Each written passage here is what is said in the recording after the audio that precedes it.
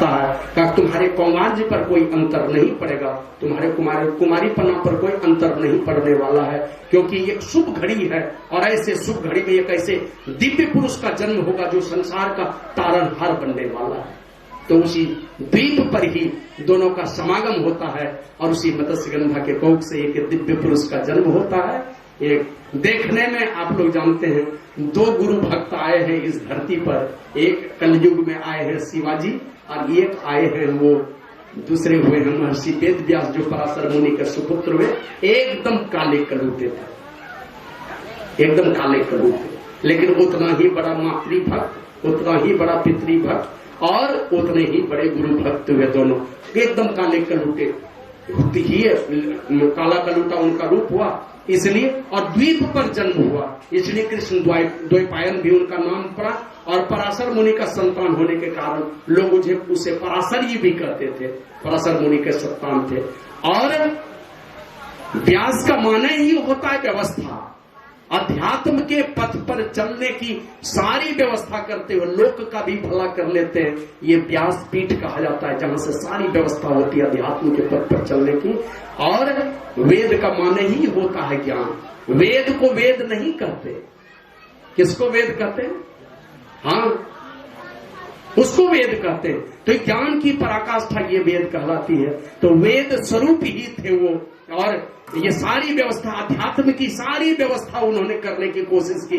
ये वेद का उन्होंने विन्यास ही कर दिया। पहले तो एक ही वेद था, उसको 4-4 भागों में बांटा, 18 पुराण की रचना कर दी, भागवत महापुराण की रचना कर दी, और भी सारे ग्रंथों की रचना उन्होंने की है। और इनकी कीर्ति को सुन करके अंतिम में सारे विद्वानों को लगा, विश्व के सारे विद्वानों को कि एक बार शास्त्रार्थ इनके भी साथ होना चाहिए। तो ईरान में वही गए थे शास्त्रार्थ करने के लिए, सारे लोगों ने इनके ज्ञान का लोहा माना, इनके विद्वता का लोहा माना।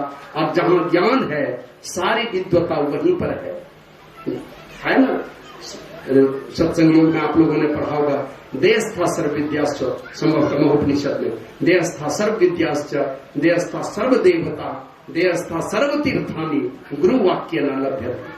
गुरु की बातों पर जो विश्वास करके सारे संशयों को हटाकर जो चलेंगे, इसी देश से सारी विद्या उभर करके आती है। कहीं बाहर में कोई विद्या बाहर से आती नहीं है, अंदर से ही सारी विद्या उभर करके आती है। सारे देवता इसी के अंदर से उभर करके आते हैं, और जहां सारे देवता हैं तो सारे तीर्थ भी वहीं पर है। लेकिन आवश्यकता है, मनुस्मृति का एक श्लोक है, यथा खनन खनित्रेण नरो वारी अधिगच्छति तथा गुरुगताम विद्याम शुश्रूषु अधिगच्छति। जैसे कुदाली से खोदते खोदते मनुष्य जल पा, खोदते जाइए, हो सकता है 100 फीट पर मिलेगा, 200 फीट पर मिलेगा, पानी मिलेगा जरूर।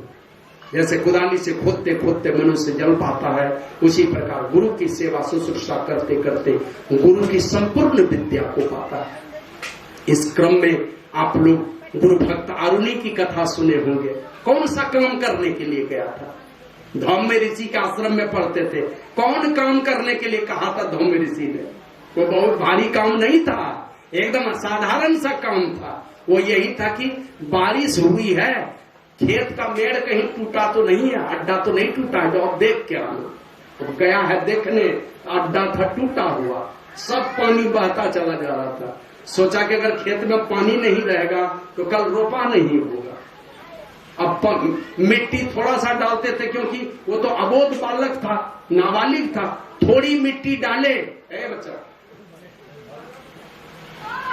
पानी के तेज धार में बह जाए मिट्टी। अंतिम में एक तरकीब उन्होंने लगाया, आरुणि ही अड्डे पर सो गया। जहां अड्डा टूटा था वहीं पर सो गया, अपने ही अड्डा बन गया। रात को धौम्य ऋषि लालटेन लेकर के खोजते हुए जाते हैं, कहां चला गया आरुणि। और खोज करके जब आवाज लगाते हैं खेत पर जाके, तो कहते हैं गुरुजी मैं खेत के मेड़ पर सोया हुआ हूं। वहां जाके देखते हैं उस ठंडी में वो सोया हुआ पत्थर बन चुका था, मतलब सिल्ल हो गया था शरीर, उस बच्चे का शरीर अब पानी में पड़ा हुआ है। कहा गुरुदेव अगर नहीं ऐसा करते तो सब पानी बह जाता, तो फिर कल खेती नहीं हो पाती, इसलिए कोई तरकीब नहीं दिखलाई पड़ी तो हमने ये काम किया। तो धम्म ऋषि ने उनको अपने हृदय से लगाया और आशीर्वाद दिया उनको। ये मेरे छोटे से आदेश में इतनी दृढ़ता है तुम्हारे अंदर में, यही दृढ़ता परमात्मा की भक्ति में हो जाएगी, ध्यान में हो जाएगा, और तुम्हारे अंदर से सारा वेद और वेदांत का ज्ञान स्वतः उभर करके आएगा। वेद और वेदांत का ज्ञान स्वतः उभर करके आने का मतलब ही है परमात्मा स्वरूप परमात्मा में मिलकर एक हो जाना, तभी तो सारी विद्या उभर करके आती है। सारा वेद और वेदांत का ज्ञान उभर करके आएगा और तेरे सारे दांत लोहे के हो जाएंगे, मन टूटने वाला नहीं है, सारे लोहे के हो जाएंगे और सारा वेद और वेदांत का ज्ञान उभर करके आएगा। उपमन्यु के विषय में कभी कभी हम कथा सुनाते हैं कि वही उपमन्यु, एक दिन गुरुजी पूछते हैं धम्म ऋषि, बेटे रोज इतना हट्टा कट्टा लगते हो, क्या खाते हो? कहा गुरुदेव मैं जाता हूँ भिक्षाटन करने के लिए सुबह, तो गुरु माता भेजती है तो भिक्षाटन करने जाता हूँ, और वहां से एक बार गुरु माता को लाके देता हूँ और दूसरी बार जा करके बैठ जाइए। बाद में श्री सदगुरु महाराज की जय, बैठिए ना, बैठ जाइए ना, बाद में दीजिए ना, बैठ। श्री सदगुरु महाराज की जय। तो वही कहते हैं दूसरी बार मैं जाता हूँ, क्यों बीच में बाधा डाल रहे हैं, बैठने का कारण बैठिए ना।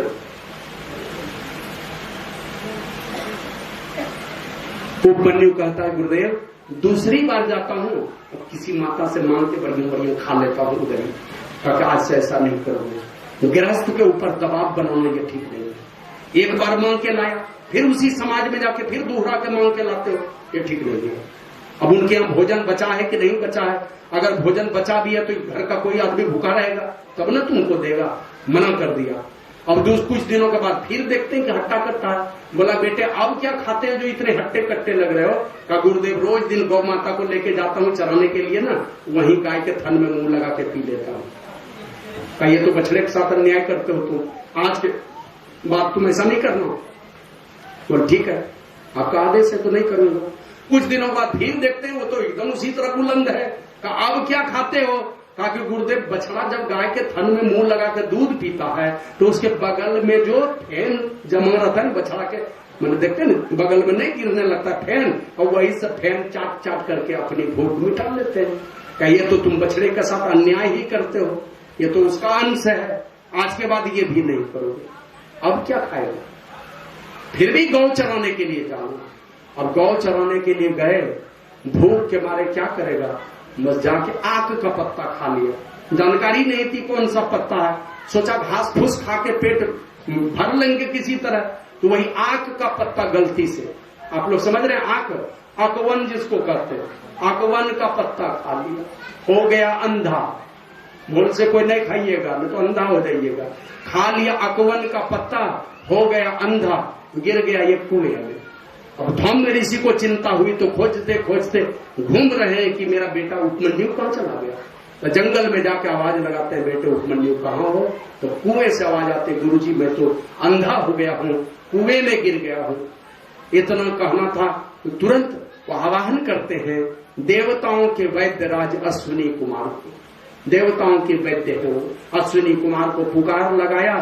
और बोला ऋषि मुनि की बात अभी तो सुन रहे थे ना, जीवन मुक्त जो परम विज्ञानी, ये ऐसे पुरुष के महिमा का बखान ही नहीं किया जा सकता है, अंदाज ही नहीं लगाया जा सकता उनके पुण्यों का। अब देखते हैं ना जो सत्य असत्य का निर्णय करने में परमहंस योगी हैं, उनके विषय कुछ था ही नहीं लगा सकेंगे कि ये पुरुष है कौन।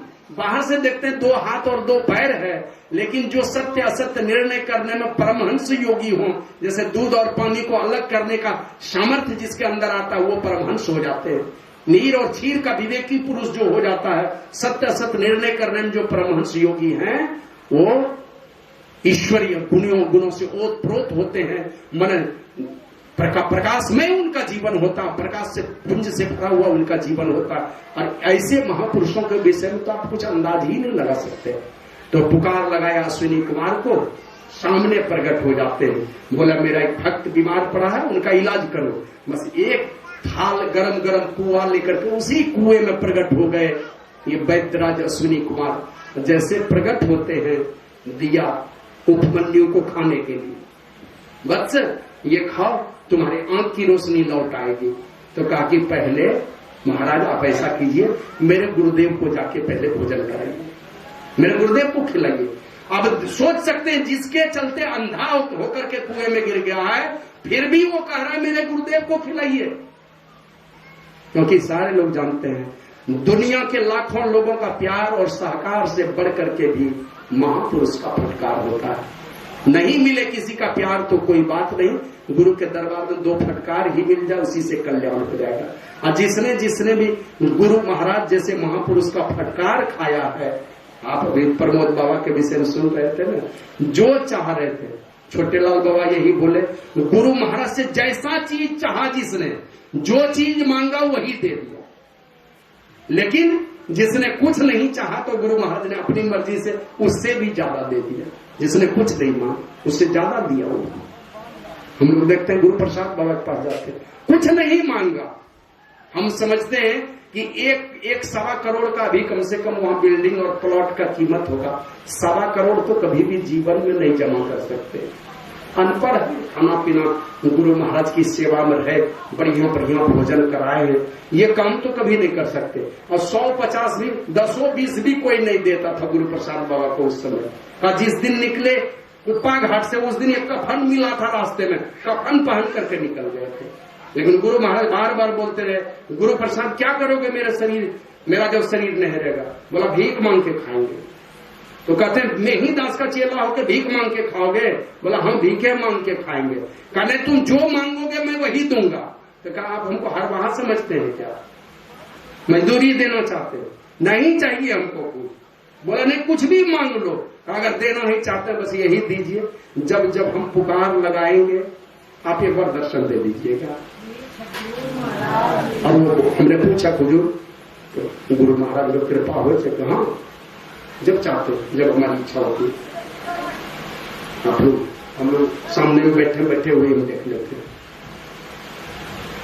तो जो चीज चाहा जिसने वो चीज दे दिया, और जिसने नहीं चाहा, और देखिए प्रमोद बाबा चाहते थे सन्यास मिल जाए, सन्यास मिल जाए, सन्यास मिल जाए, गुरु महाराज नहीं दिए, गुरु महाराज नहीं दिए, संसेवी बाबा से दिलवा दिया। सन्यास चाहिए, नहीं मांगते तो देते जरूर, अपने से दे देते। अब मांगते रहे तो दूसरे से दिलवाया, अपने नहीं दिए। गुरु महाराज के समय के महात्मा हुए, उनके शिष्य हुए, अधिकांश को गुरु महाराज ने अपने से दिया है। उनको मिला संसेवी बाबा से, अपने नहीं दिए।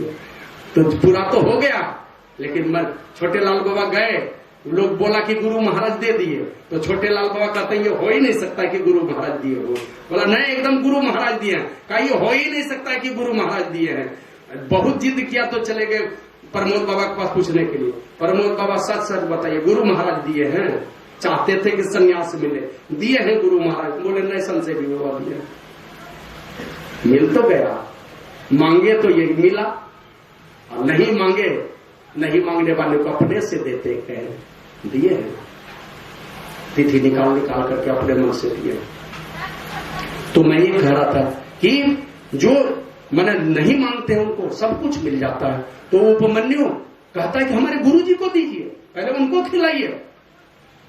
तो अश्विनी कुमार कहते हैं कि तुम्हारे गुरुजी ने अपने गुरुजी को खिलाए बगैर ही एक बार खा लिया था, इसलिए तुम भी खा लो।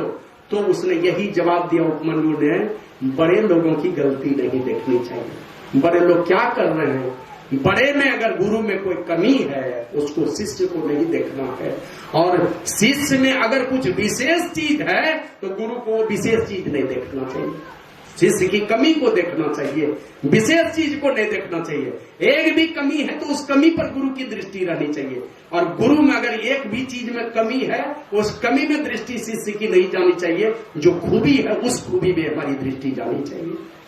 तो कहा कि बड़े लोगों की गलती नहीं देखनी चाहिए। तो गुरुजी को ले जाके खिलाया, धम्म ऋषि को खिलाया, तब उपमन्यु को खिलाया गया, उसके आंख की रोशनी लौट गई। तो ब्रह्म ऋषि ने आशीर्वाद दिया कि बेटे उपमन्यु, मेरे छोटे से आदेश को इतनी दृढ़ता से तूने पालन किया, मैं तुमको आशीर्वाद देता हूँ। यही विचार, यही भावना तप और ध्यान में तुम्हारी बनेगी, दृढ़ता आएगी तुम्हारे तप और ध्यान में, और एक न एक दिन सारा वेद और वेदांत का ज्ञान स्वतः तुम्हारे अंदर से उभर करके आएगा, और ये सारे दांत तुम्हारे सोने के हो जाएंगे। वो दिन भी आ गया उपमन्यु के जीवन में। तो आवश्यकता है, ऐसे महापुरुष का जन्म हुआ। ये महर्षि वेदव्यास जी महाराज का पराशर मुनि के खानदान में यह दिव्य पुरुष का जन्म हुआ। और पिछले बार के गुरु पूर्णिमा हमने शायद बतलाया था, ये महर्षि वेदव्यास अगर न होते, ये पांडव वंश तो समाप्ति ही होने वाला था। इन्होंने नाम शायद आप लोग जानते हो, अंबा, अंबिका और अम्बालिका, ऐसे था। तीनों को देखा था महर्षि वेदव्यास ने। उनके माता ने बुलाया, कहा कि हमारे यहाँ तो अंत हो गया खानदान का, क्या क्या नाम था, मैं नाम भी भूलता हूं। तो उनको बुलाया, कहा तुम इन दोनों को देखोगे, तुम्हारे देखने मात्र से, तुम्हारे दृष्टिपात से तुम खाली देख लोगे तो ये गर्भवती हो जाएगी। देखने इतनी, माने क्या कहते हैं, चरित्र की शक्ति थी, भजन ध्यान की शक्ति थी उसके अंदर। कहा अंबा और अंबिका को तुम देखोगे तो इन दोनों से माने गर्भवती हो जाएगा और संतान पैदा हो। तो महर्षि वेदव्यास भी तैयार हो गए। अब गए, एक बहू को रख दिया था, कोई गंधारी ने एक बहू को रख दिया एक कमरे में। जैसे इधर से जाते हैं ना, तो उतना काला आदमी कभी देखा ही नहीं था। जैसे देखे ना तो भयभीत हो गए। भयभीत जैसे मैंने डर के मारे आंख बंद कर ली। अब आंख बंद कर ली, देखी ही नहीं। लौट करके आते महर्षि वेदव्यास और अपने माता को कहते, माता संतान तो जरूर पैदा होगा, बड़ा ही ताकतवर पैदा होगा, लेकिन अंधा पैदा होगा। अब मुझे देख के भयभीत हो गया और आंखें बंद कर ली, इसलिए संतान तो जरूर होगा, लेकिन वो अंधा पैदा होगा। वही अंधा बेटा धृतराष्ट्र पैदा हुआ। दूसरे को देखा, कहा कि माता देखा तो हमने ठीक, लेकिन ये इसके कोख से भी लड़का पैदा होगा, लेकिन ये लड़का पीलिया रोग से ग्रसित होगा, पांडु रोग से ग्रसित होगा। पीलिया रोग समझते हैं ना, किसको कहते हैं?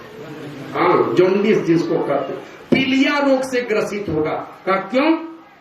कहा मुझे देख करके आंख तो बंद नहीं किया, लेकिन शरीर पीला हो गया डर से, होश आवाज खो बैठी, शरीर पीला हो गया, और उसी के कोख से जन्म लिया है, पांडु का जन्म हुआ है।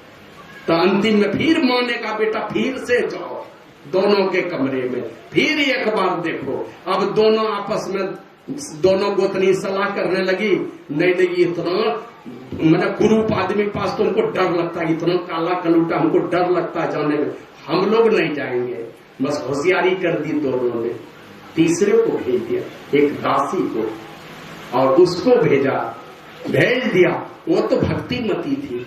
जैसे साधु पुरुष को देखा, आया है गुरु महाराज जी की वाणी में, सदगुरु दरस देन हित आए, भाग जगे हमरे, आनंद मंगल पूरी रहे सब, सुख सुभा सगरे, पाप समूह दरसते भागे, पुण्य सगल डगरे। चारों तरफ पुण्य ही पुण्य का साम्राज्य हो जाता है। तो जो भक्त लोग हैं कभी भी उसके काले कलूटे रूप को नहीं देखते हैं।